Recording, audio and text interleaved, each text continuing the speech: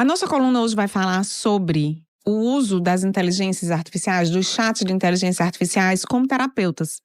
E de início, a gente já acha bem estranho, né? Como que você vai usar uma máquina para que você converse coisas pessoais, para que você se consulte de uma forma mais profunda com uma máquina? Então, vamos entender um pouquinho isso.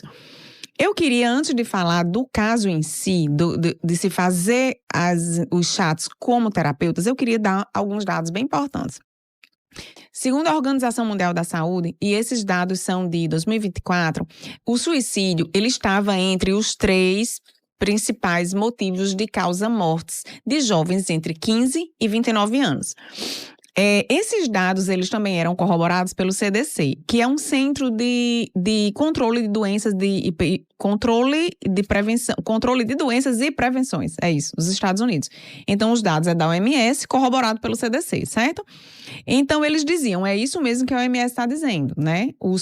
Entre os 3 principais casos de morte na faixa etária de 15 a 29 anos, um deles é o suicídio. Acontece que agora, chegando em 2025, meio de 2025, desses 3 casos, o suicídio está subindo, está indo para o comecinho. Vou traduzir. Jovens de 15 a 29 anos, a principal causa-morte dessa faixa etária é suicídio. Passou câncer, está passando doenças neurodegenerativas, acidente automobilístico, enfim, quem está em primeiro lugar é o suicídio. E aí, essa mesma pesquisa, ela tenta encontrar os 3 principais motivos para que isso estivesse acontecendo. E aí, os motivos foram redes sociais e comparação, né? Principalmente a comparação dentro das redes sociais, crises climáticas e econômicas. Confesso que não entendi muito bem a questão da crise climática, como que isso interferia para que o jovem chegasse a um ponto desse, mas eu estou aqui falando o que a pesquisa disse, eu preciso ser fiel ao que eu pesquisei. E em terceiro lugar, estigma sobre a doença mental. Ah, não, eu não vou ao psiquiatra, eu não vou ao psicólogo, então esse combo ajudaria para que esse índice aumentasse.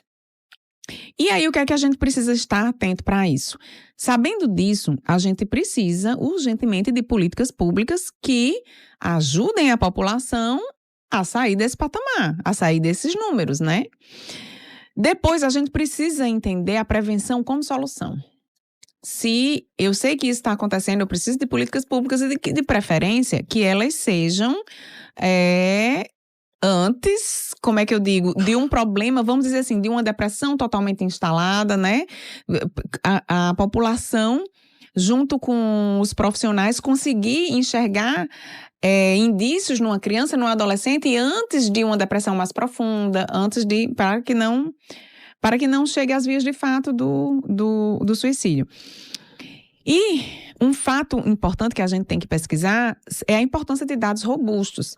A gente sempre ouve muita pesquisa. Eu aconselho que sempre que você escuta uma pesquisa, seja do que for, procure saber. A gente já tem pesquisa enviesada, existe, né? Mas quem foi que fez essa pesquisa? Da onde são esses dados? Quem foi que falou? Quem foi que disse? Então, é sempre importante que a gente preste atenção a quem está dando a informação, né? Agora, o tema da nossa coluna, de fato, feito esse preâmbulo sobre o suicídio em jovens. Por que eu resolvi falar sobre isso? Eu estava ouvindo rádio, e aí eu não vou lembrar. Não lembro qual foi a estação que eu estava ouvindo, quem foi a pessoa. E a pessoa dizia assim, que nós tínhamos hoje 700 milhões de usuários desse tipo de chat para assuntos aleatórios, todos os assuntos, 700 milhões ao mês, e que a maioria pesquisava sobre terapia. Não sobre terapia, mas fazia do chat um terapeuta. E eu falei, gente, a maioria é isso, vou pesquisar sobre isso. E aí eu fiz uma pesquisa dentro da própria plataforma do GPT. E aí eu escolhi você sabe que tem várias plataformas de inteligência artificial, de chat, eu escolhi o GPT. E aí eu vou passar os dados para vocês. O GPT ele foi lançado em 2022. Assim que ele foi lançado, 2 meses depois, ele tinha 100 milhões de usuários mês. Hoje, em 2025, ele tem 500 milhões de usuários mês, certo? E como é que ele mesmo conta pra gente como é essa divisão de interesse. 30% dessas pessoas, elas procuram educação e capacitação profissional. Eu não tô falando de adolescente só não, tá, gente? Até porque nem tem ainda, se tem uma pesquisa, nem eu não cheguei a ela, que detalhe quem é o público. Eu estou falando de uma forma geral, tá? Então, 30% procura educação e capacitação profissional, 25% procura uso recreativo, curiosidades, 20% conversas particulares de terapia, e é aí que a gente fica, né? 20%, que eu acho muita coisa. 15% procura por desenvolvimento tecnológico e 10% procura por empreendimento e negócio. Então, na verdade, informações do ChatGPT é que 20% das pessoas que procuram para conversas pessoais e procuram para fazer o chat de terapeuta, né?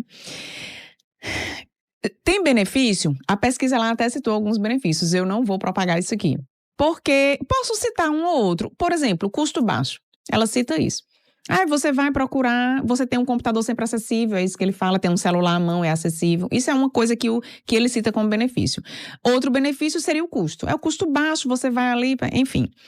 Mas eu não acho, a minha opinião de antemão é que eu não acho que faz bem em hipótese alguma, mas vamos para os riscos que o próprio chat cita como risco e como...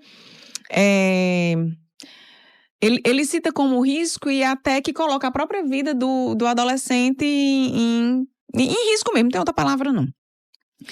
A primeira coisa é falta de contexto emocional. Então, o chat reconhece que ele mesmo pode dar respostas inapropriadas ou mal interpretadas para quem já está fragilizado. Isso aqui eu anotei aqui, estou lendo para vocês, isso aqui foi o próprio chat que falou, que ele reconhece esse próprio risco.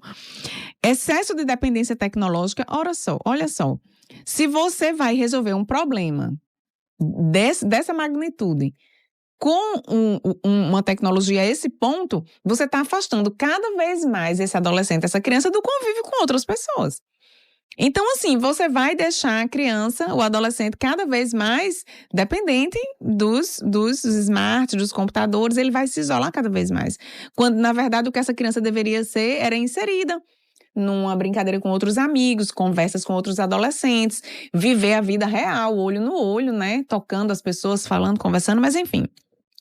Terceiro ponto que ele dá é privacidade e segurança de dados. Ele dá como um risco. Ele diz, o próprio chat diz, que compartilhar informações extremamente pessoais ou sensíveis à IA, sem total consciência de como essas informações serão armazenadas ou utilizadas. Então, as crianças, elas vão falar, os adolescentes, eles vão falar sem filtro nenhum, né? Eu acho, minha gente, tão complicado assim para adulto. Eu acho tão complicado um adulto se relacionar, eu acho tão perigoso, a palavra é essa. No diagnóstico, existe interação, principalmente um diagnóstico psíquico. Existe interação, existem gestos, existem, além de palavras, entende? Existem gestos que você faz, existem mecanismos que o próprio profissional usa para interpretar aquela pessoa que está ali na frente dela. Agora, você imagine não ter essa ferramenta. Você não pode enxergar a pessoa, você não pode ler o corpo dela, não pode fazer uma leitura corporal dela, e você... nem o tom de voz, muitas vezes, né? Depende de como você está interagindo com a IA, vai ser só uma coisa digitada mesmo. Que seria o próximo ponto, né? Acabei me antecipando, falta de um diagnóstico real. Doença é uma coisa, transtorno é outra, então tem muito da percepção de quem está examinando o paciente. Respostas potencialmente destrutivas em situações de mudança de humor. Os adolescentes, eles enfrentam uma variação de humor muito rápida, eles oscilam muito. Então, se uma resposta planejada por um algoritmo não foi exatamente aquilo que o adolescente esperava ou imaginava, isso não tem como ser mediado, entende? Então, vai ser aquilo que o adolescente vai escutar e ele não vai conseguir, talvez, introjetar e trabalhar aquilo e expor aquilo do jeito que ele imagina que seja certo. Eu não sei se você já teve algum amigo ou algum parente sob os cuidados de um psicólogo. E aí eu vou fazer um relato pessoal em que fica muito difícil nesses casos da IA. Preste atenção. Eu tinha uma amiga há alguns anos, eu fazia faculdade. Eu tinha uma amiga, na verdade, foram os meus primeiros anos de de trabalho, eu já estava trabalhando. E uma amiga estava deprimida e foi pro psicólogo. E um belo dia eu recebo uma mensagem do. Eu recebo uma mensagem do psicólogo dela. E aí o psicólogo dela diz assim: é, você é amiga de fulana? É que assim, ó, todo paciente precisa nos dar um número de confiança. Todo psicólogo, todo paciente precisa nos dar um número de, em caso de uma urgência, a gente ligue para essa pessoa. Então, o número que essa sua amiga deu, o número que essa sua amiga deu foi o seu.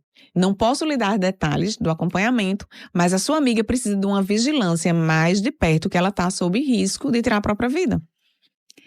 E aí, eu nunca esqueci disso. E aí eu fico pensando num caso desse. Como é que essa IA vai lidar com isso? Eu acho, minha gente, que até piora a situação. Eu acho que essa IA, ela não só não consegue ajudar a pessoa, o adolescente, como ela consegue piorar. Eu estou dizendo adolescente, mas de uma forma geral, né? De uma forma geral. Eu acho muito perigoso, eu acho muito arriscado. Os riscos são enormes, são graves, as consequências podem ser devastadoras. Eu preciso dizer para vocês o que existe, eu não vou dizer qual é, tá certo? Eu não sou obrigada a compartilhar o que eu não concordo, mas existem, certo? Existem plataformas de IA específicas para fazer esse tipo de terapia. Existe, e eu posso, por curiosidade, se você é psicólogo, está me escutando, se você é professor, se você tem algum tipo de... Vai lá, @abigail.educa, e eu digo lá no privado para você. Mas eu não vou dizer aqui, onde tem, né, muitas crianças, até adolescentes ouvindo, não vou dizer o nome das plataformas que trabalham com isso. Mas elas existem. Eu acho um crime, não concordo, não aconselho, mas o resultado da pesquisa foi esse.